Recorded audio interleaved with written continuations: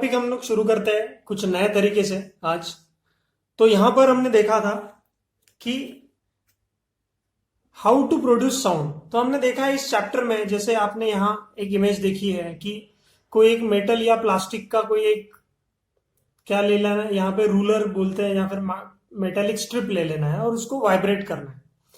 या फिर आपने देखा रबर, ये इंसान अपने मुंह में रख के उसको स्ट्रिंग को प्रेस कर रहा है, वाइब्रेट कराने की कोशिश कर रहा है, तो भी साउंड प्रोड्यूस होगा।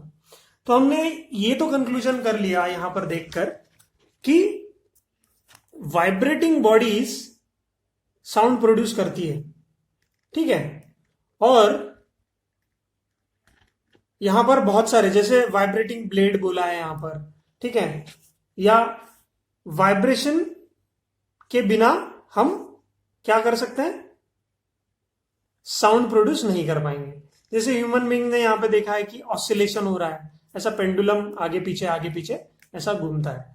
या फिर कोई एक स्ट्रिंग अटैच कर दी है दो सॉलिड कंक्रीट पोजीशंस में, और उस स्ट्रिंग को जैसे गिटार में हम लोग दो एंड से उसको टाइट करके बीच में पर्सन स्ट्रिंग्स को यूज करता है, ठीक है। तो ये सारे हमने चीजें देखी थी ग्राफ में, प्रीवियस कुछ क्लास में।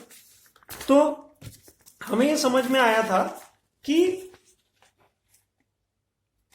अगर हम वाइब्रेशंस अपने लाइफ में लेके आए तो वाइब्रेशंस के कारण, है ना, हम एक पर्टिकुलर हमें पैटर्न मिलता है ना, और वो पैटर्न को हम दो हिस्सों में बांट सकते हैं। तो एक हिस्सा है हमारा कौन सा, मैकेनिकल वेव, और दूसरा हिस्सा है हमारा इलेक्ट्रोमैग्नेटिक वेव जो दी गई है। मैकेनिकल वेव मतलब क्या, जिसको मीडियम चाहिए ट्रैवल करने के लिए। और दूसरी टाइप ऑफ वेव है electromagnetic wave which does not require any material medium. तो मटेरियल मीडियम की जिसको जरूरत नहीं है वो है इलेक्ट्रोमैग्नेटिक, और जो मटेरियल जिसको मटेरियल मीडियम की जरूरत है दैट इज मैकेनिकल। ये बात तो हमें समझ में आ गई, ठीक है। तो फिर हमने और इसको दो हिस्सों में बांटा था, that is transverse and longitudinal. Longitudinal में हमने देखा है कि ये स्प्रिंग जैसा आगे पीछे, यहां पे कॉम्प्रेशन है, तो जहां पे डेंसिटी ज्यादा है स्प्रिंग की तो उसको हमने बोला था कॉम्प्रेशन, और जहां डेंसिटी कम है स्प्रिंग की उसको हमने बोला था रेयरफैक्शन, ठीक है। ट्रांसवर्स वेव हमने इस तरह से ड्रॉ की थी, जैसे कोई एक रस्सी है, रस्सी को अगर हमने ऊपर नीचे क्या करे, वाइब्रेट करे, तो क्या हो जाएगा, it will go in the form of crest and ट्रॉफ। Crest and ट्रॉफ, ऊपर का जो पहाड़ बन रहा है दैट इज क्रेस्ट, नीचे का जो पहाड़ बन रहा है दैट इज ट्रॉफ, क्रेस्ट और ट्रॉफ, और ये उसका डायरेक्शन ऑफ प्रोपोगेशन, ठीक है। So whenever we are trying to understand transverse type of wave and longitudinal wave, obviously direct comparison होगा इन दोनों के बीच में। तो ये जो वाइब्रेशन है इन स्ट्रिंग्स, या हमने बोला था रिपल्स ऑफ वाटर, जैसे पानी में आप पत्थर फेंक दो वहां पे रिपल्स आएंगे, या स्ट्रिंग्स को आप वाइब्रेट करो तो ऐसा कुछ पैटर्न मिलेगा इन the form of crest and ट्रॉफ, ठीक। वही लॉन्गिट्यूडनल वेव अगर आप देखें तो लॉन्गिट्यूडनल वेव में जब भी आप किसी स्प्रिंग को कॉम्प्रेस करते हैं या फिर स्ट्रेच करते हैं, या फिर साउंड की जो वेव्स होती है जो प्रोड्यूस होने वाली होती है, इस टाइप की जो वेव होती है जिनको मीडियम चाहिए या फिर कोई मटेरियल चाहिए जिससे फ्लो हो सके प्रोपोगेशन के लिए, जैसे सॉलिड, लिक्विड और गैस, है ना, तो वो इस पैटर्न में फ्लो करते हैं। इस पैटर्न में वाइब्रेशन क्या होता है, मूव करता है, and this is the form of what, longitudinal wave. Longitudinal wave always travels in the form of क्या, ये है कॉम्प्रेशन, ये रेयर फ्रैक्शन, ये रेयर फ्रैक्शन, ये कॉम्प्रेशन। तो compression rarefaction, compression rarefaction, इस फॉर्म में हमेशा क्या होगा, ये वेव्स मूव करेंगी। तो डिस्टर्बेंस जिस पैटर्न में मूव करते हैं उसको हम बोलते हैं वेव, ठीक है। तो वेव दो प्रकार की होती है, हमें पता चला अभी कि मैकेनिकल एंड इसको नॉन मैकेनिकल भी बोल सकते हैं, है ना। मोटा मोटी तौर पे इसको हम लोग क्या बोलेंगे, इलेक्ट्रोमैग्नेटिक वेव्स, ईएम वेव्स, ठीक है। तो बहुत सारे स्टैंडर्ड बुक्स में आपको ऐसा दिखेगा। तो मैकेनिकल वेव कौन सी वेव्स होती है? ठीक है, मैकेनिकल वेव्स कौन सी वेव्स होती है? जो एक डिस्टर्बेंस है, पीरियोडिक डिस्टर्बेंस है, लेकिन जिसके लिए मटेरियल मीडियम की आवश्यकता होती है। कोई ना कोई एक मीडियम चाहिए, माध्यम चाहिए इसको ट्रैवल होने के लिए, for its propagation. Material medium is required for its propagation. And the properties of this waves किस पे डिपेंड करती है ना? मीडियम पे डिपेंड करेगी।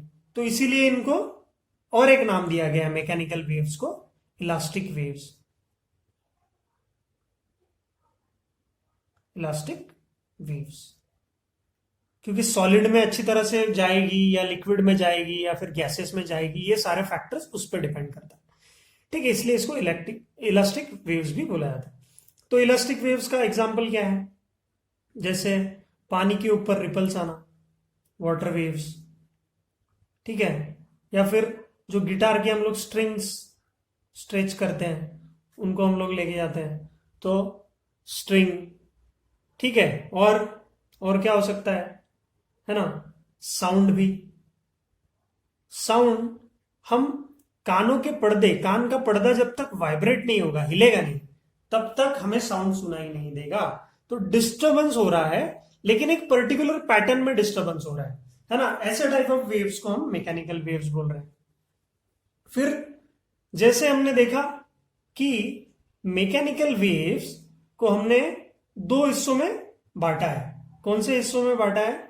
मतलब वेव्स को हमने दो तरीके से समझने की कोशिश किया, that is transverse and longitudinal. सही बात है, ट्रांसवर्स वेव एंड लॉन्गिट्यूडिनल। ठीक है, तो ट्रांसवर्स वेव अभी हमने देखा था कि goes in the form of crest trough, crest trough. ठीक है, if this is the direction of propagation, तो this goes in the form of crest trough, TROUGH, है ना? ये ऊपर वाला क्रेस्ट, नीचे वाला ट्रॉफ। लॉन्गिट्यूडनल वेव किस फॉर्म में जाती है? जैसे स्प्रिंग हो गया, तो कहीं डेंसिटी कम है, मतलब डेंसिटी ज्यादा है सपोज, और कहीं डेंसिटी बहुत कम है, तो ये वाला जो है इसको हम रेयर फैक्शन बोलेंगे, कॉम्प्रेशन बोलेंगे। कॉम्प्रेशन मतलब जहां ज्यादा है, रेयर मतलब जहां बहुत कम है। तो कॉम्प्रेशन और रेयर फैक्शन के फॉर्म में ट्रैवल करेगा। तो इस तरह से हम लोग इसको समझने की कोशिश करते हैं।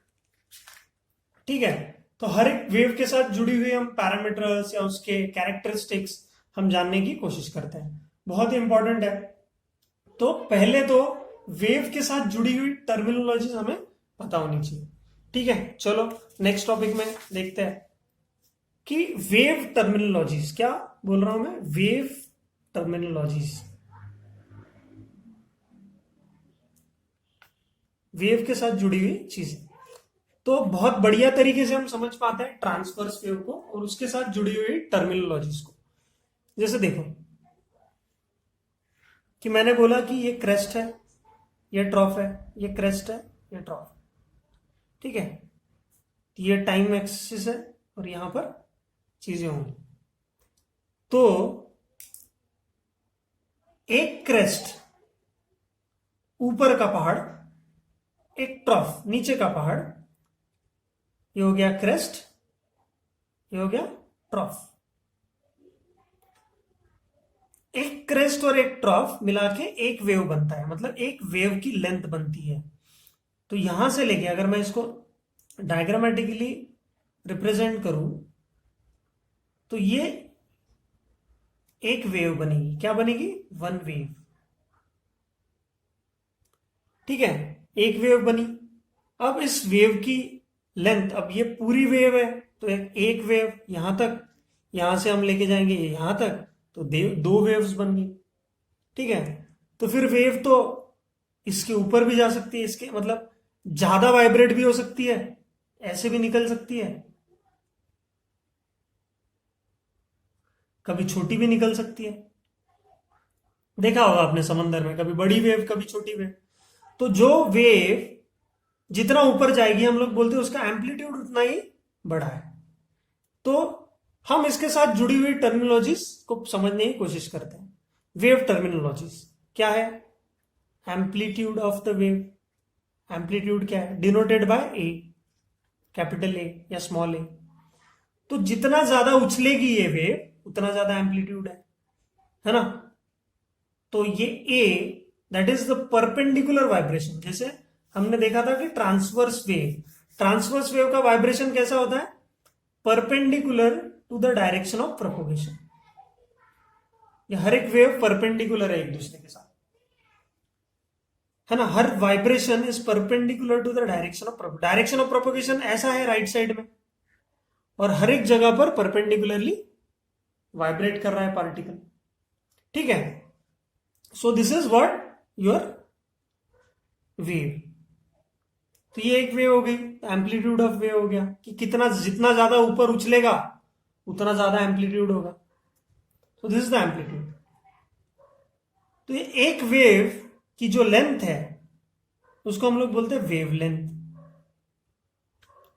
Denoted by Greek letter. ऐसा बनाना है इसको, एक डंडी इधर एक डंडी इधर, इसको हम लोग पढ़ते हैं लैम्बडा।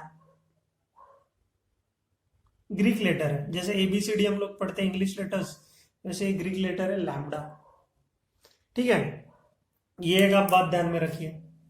सो वेव की length is given by lambda which is measured in, length है मतलब मेजर कैसे करेंगे हम लोग इसको, मीटर्स में मेजर करेंगे, मीटर में मेजर करेंगे, ठीक है, रिप्रेजेंटेड बाय लैम्बडा। ये ए से डिनोट कर दिया, ये टी से डिनोट कर दिया। एक वेव को कंप्लीट होने में जितना समय लगता है, the time required for one wave, that time मतलब इतना ही वेव को कंप्लीट होने के लिए जो टाइम लगता है, that time is called as time period.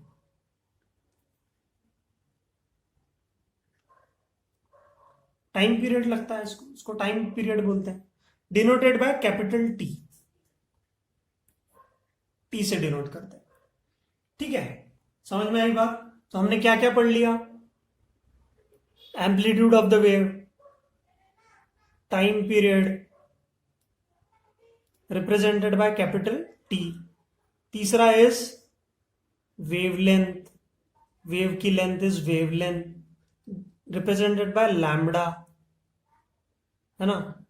चौथा क्या हो सकता है ना, फ्रीक्वेंसी। टाइम पीरियड का रेसिप्रोकल होता है। फ्रीक्वेंसी मतलब कितनी बार वेव ऑकर हो रही है।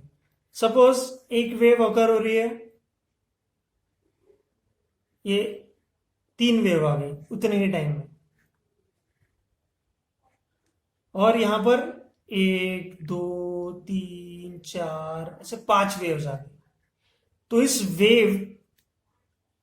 ये वेव ज्यादा वेव्स है, 1 2 3 4 5, यहां पर 1 2 3 वेव्स है। तो इसकी फ्रीक्वेंसी ज्यादा है, इसकी फ्रीक्वेंसी कम है, नंबर ऑफ अकरेंस पे डिपेंड करता है, तो हम उसको बोलते हैं फ्रीक्वेंसी। बहुत ही इंटरेस्टिंग सा टॉपिक है। इसको एफ से रिप्रेजेंट किया जाता है या एन से, हम लोग एफ से कर सकते हैं या एन से भी कर सकते हैं, कोई प्रॉब्लम नहीं है ना। फ्रीक्वेंसी है ना, तो frequency is occurrence of the wave, number of occurrence of the wave, और फिजिक्स फास्ट फिनोमेना है इसलिए हम लोग 1 सेकेंड का उसको टाइम देता है। फिर पांचवा है वेव वेलोसिटी,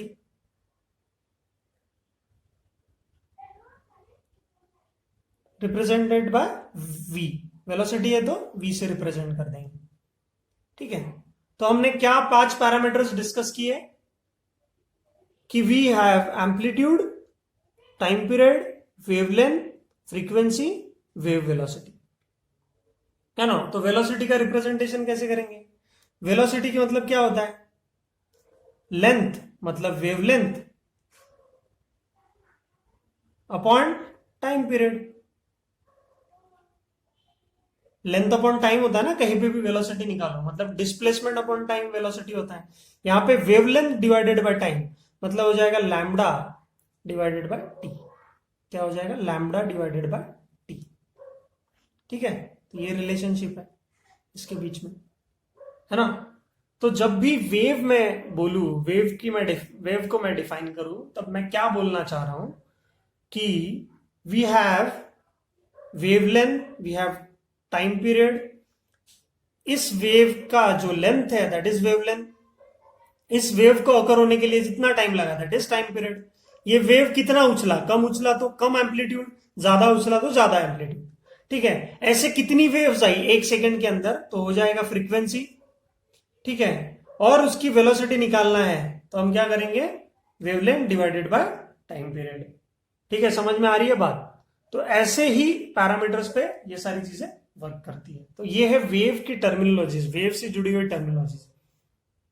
ठीक है, तो आपकी बुक में इसको इतना डिटेल में नहीं दिया गया है, लेकिन मैं चाहता हूं आप लोग इसको थोड़ा सा पढ़े, ताकि बाद में आपको बहुत सारी चीजें सिंपल होके समझ में आए। ठीक है, तो अब बाजू में रखते हैं इसको और किसी एक वेव के पैरामीटर को जानने की कोशिश करते हैं। जैसे ये वेव है, तो देखो यहां से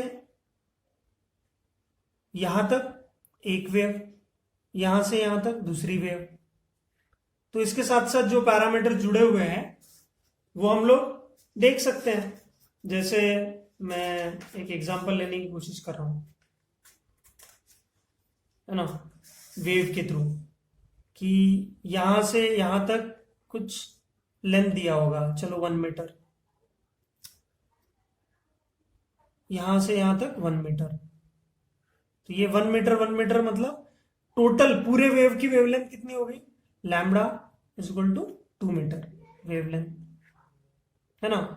इसको अकर होने के लिए अगर किसी ने बोला कि इतना इतना टाइम लगता है,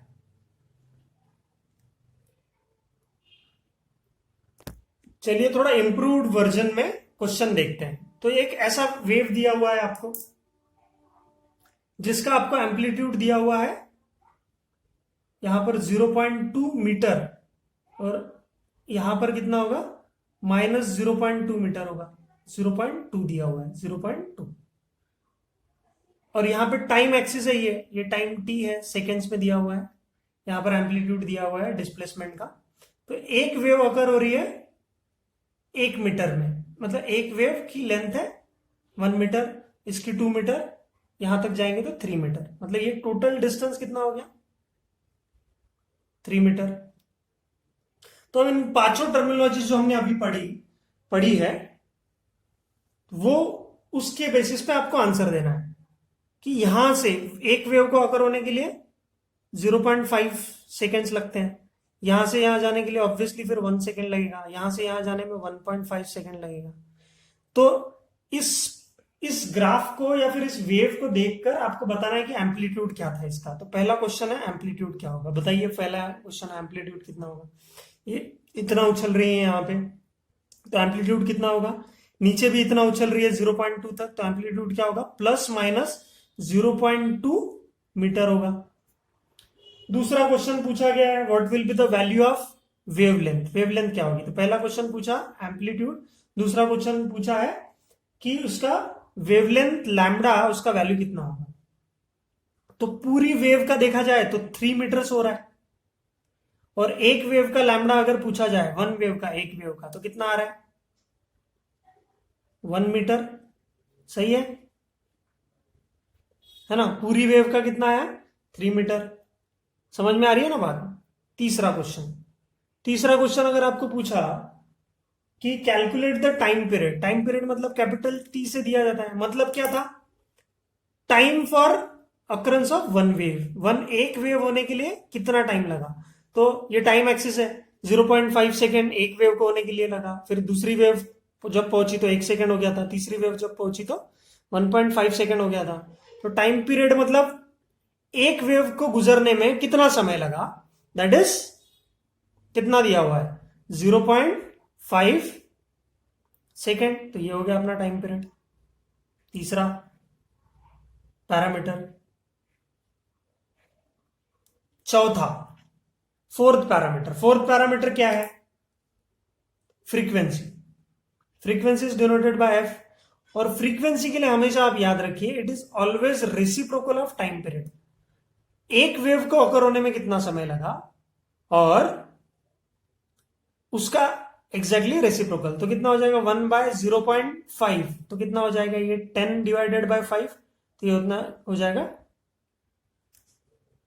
2 1/सेकेंड। इसका यूनिट क्या होता है, 2 हर्ट्स। फ्रीक्वेंसी का यूनिट क्या है, हर्ट्स। ये आप याद रखिए, हर्ट्ज मतलब यूनिट याद रखिए, ये चीजें याद रखने की जरूरत नहीं। इसका मतलब ये है कि एक सेकंड में कितनी वेव्स आई, एक सेकंड में तो 2 वेव्स आई, तो आया ना 2 आंसर। सिंपल है, तो ये बात आप ध्यान में रखिए। फिर वेव वेलोसिटी पूछा है हमें, तो वेव वेलोसिटी क्या होता है, v is equal to wavelength divided by T. ठीक, वेवलेंथ डिवाइडेड बाय टी। तो वेवलेंथ कितना था हमारा, वेवलेंथ कितना आया, एक वेव का लेंथ और उसका ही स्पीड पूछा है हमें, है कि नहीं? समझ में आ रही है क्या बात?